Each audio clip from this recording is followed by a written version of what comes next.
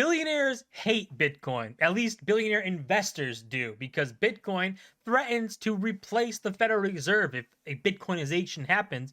And billionaire investors, or even top level investors, the 100 millionaire investors, they like the Federal Reserve and the money printer because when they turn that printer on, their assets go up in value while the dollar goes down in value. And we can see like 45% of Americans have no investable assets, which means when this money printer goes on, the assets that go up in value, the rich people already own. So they make more money and they don't feel the effects of inflation. Well, everyday people who don't have tons of money feel the effects of inflation. When their grocery bill doubles, they feel that and it is tougher to get by. But rich people like the money printer effect. So it makes sense when you have somebody like Charlie Munger, who's just come out. He's always hated Bitcoin alongside Warren Buffett, but he's come out and talked even worse on Bitcoin and even advocated to be more like China, which is crazy. And in the first place, it's stupid because it's very likely to go to zero. The second place is evil because it undermines the Federal Reserve System and the national currency system, which we desperately need to maintain its integrity and government control and so on. And third, it makes us look foolish compared to the communist leader in China. He was smart enough to ban Bitcoin in China. And with all of our presumed advantages of civilization, we are a lot dumber than the communist leader in China.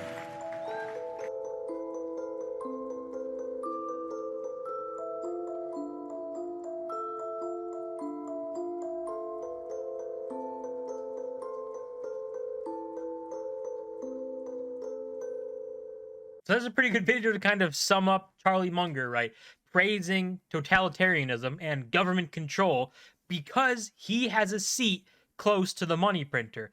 That's the only reason that he likes where he is, likes the Federal Reserve, and hates Bitcoin. Like this says, Bitcoin is money for anyone controlled by nobody, because why should a group of people in some government building or private building, because it's actually a private entity that the Federal Reserve is, they're unelected, why should they control the monetary policy and decide whether or not the value of your dollar goes down even further than it already has? Which is just pretty typical that we see Charlie Munger, a 99-year-old person who is just yelling at technology. And to see this going on is kind of insane too, because Charlie Munger was born in 1924, so he has seen obviously a lot of stuff, been through boom and bust cycles, lots of them, but he was a very lucky person in his life. He had very good connections in his family. His family was very well connected in like politicians and lawyers and stuff. So it's not like he had any real troubles when he was growing up.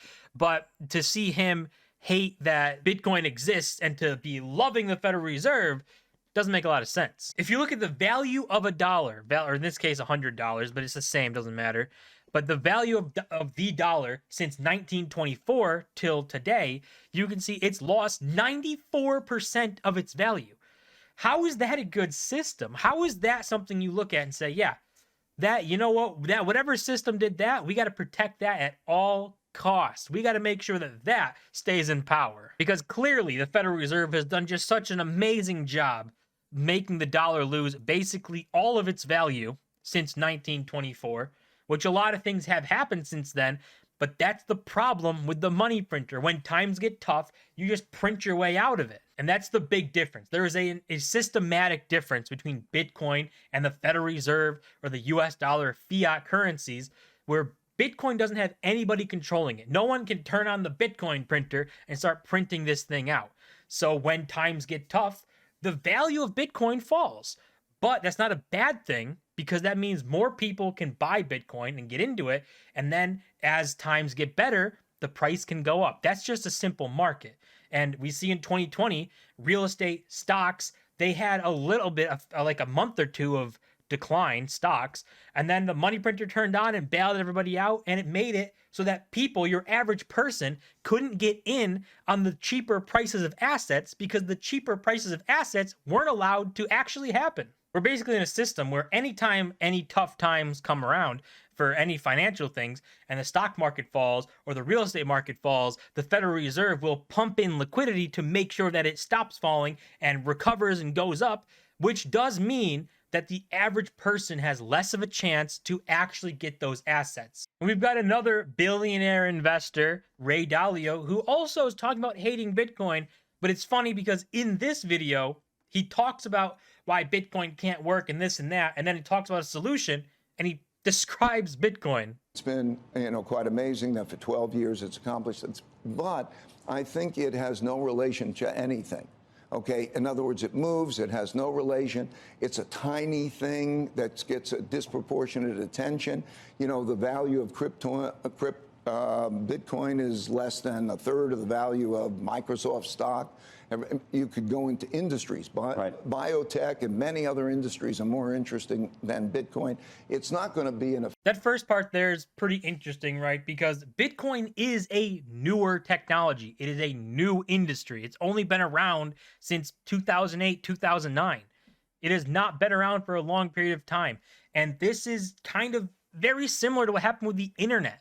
When the internet just started coming around, lots of people were like, "Oh, that's never going to happen. Nothing's going to happen with the internet. You're crazy. You think the internet's going to matter?" And then fast forward 20, 30 years, and all of a sudden, nobody on the planet can live without an internet connection. So that could be the path that we go down on Bitcoin. It could very easily be that path. But like this is another billionaire investor who is close to the money printer, who likes the effects of it because it makes him richer. Well, it makes you poorer. Effective money, it's not an effective storeholder wealth, it's not an effective medium of exchange. But we are in a world in which money as we know it is in jeopardy, right?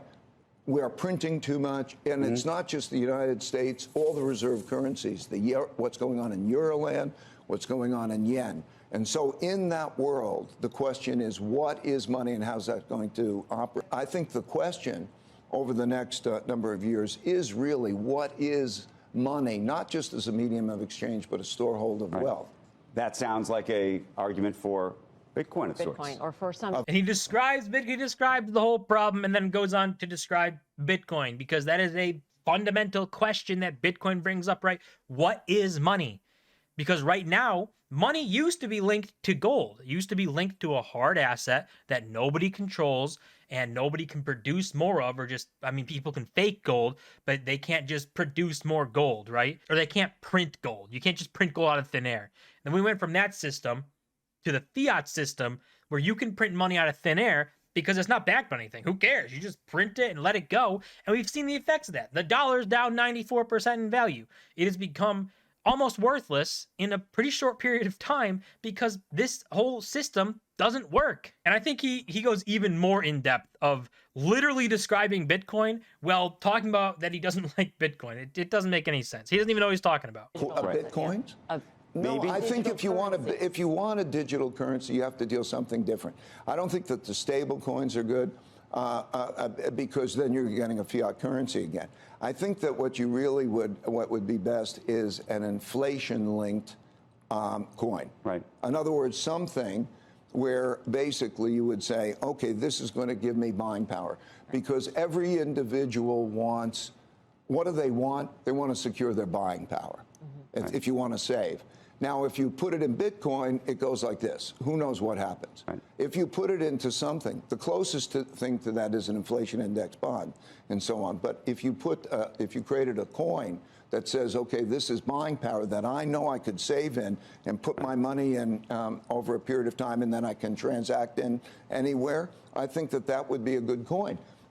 So there you go. He thinks that Bitcoin would be a good coin because that's exactly what he just described. He left out a very important part, though, that nobody controls it. What he's talking about is something that somebody would control, right? To have an inflation-linked coin means that someone's in control of it, means that they can print it, because that's what inflation is. When you create more of something, you inflate it. So he's really doesn't know what he's talking about. But Bitcoin is that thing. You put money in it, at least historically right now, the money put in Bitcoin has been a store of wealth. It has been very good over the past decade for storing wealth. It's a medium of exchange. Nobody controls it. No one can lock you out of it. He is literally describing Bitcoin while hating Bitcoin, but he's missing the one key part of there being no Federal Reserve System or person in charge, which that's probably the part that he actually has a big problem with. I think you're going to see probably the development of coins that you haven't seen that probably will end up being attractive, viable coins. I don't think Bitcoin is it. So there we go. We've got a couple billionaire investors who hate Bitcoin and like the current system because it benefits them. But luckily for everybody, if you like Bitcoin or if you hate Bitcoin, nobody can change it, no one controls it, and no one can stop it from growing in adoption, right? If people want to use Bitcoin, they can use Bitcoin. No one can lock them out of it. It's peer-to-peer. If they want to do it, they absolutely can do it. We see these skyrocketing usage in places like Nigeria and anywhere in Africa, really. Like the Central Africa, they're having big Bitcoin conferences and booms in Bitcoin. Third world countries are the ones that are going to adopt this first because it is a technology that helps them the most. And first world countries, we don't really have to worry about that right now because the dollar, even though it's been inflating like crazy for the past few years, isn't typically inflating like that. It's usually pretty stable. We don't have to really worry about that. But there are lots of places in the world that have to worry about that all the time. I mean, just the other day, Lebanon devalued their currency by like 90% overnight. So if you lived there, you would go to bed, wake up the next day, and have a tenth of your purchasing power simply because the government said so. That sounds like a terrible system. But I guess we'll see what happens. We'll see it all play out. No one can stop it. So Bitcoin's either going to succeed in adoption and really roll forward, or it's going to fall apart with no adoption. No one can stop either way from happening, but I'm willing to bet that the adoption continues and people really like this new type of system that's coming up. But only time will tell. But that's going to do it for this video. As always, don't forget to smash the like button and subscribe, and I'll see you guys in my next video.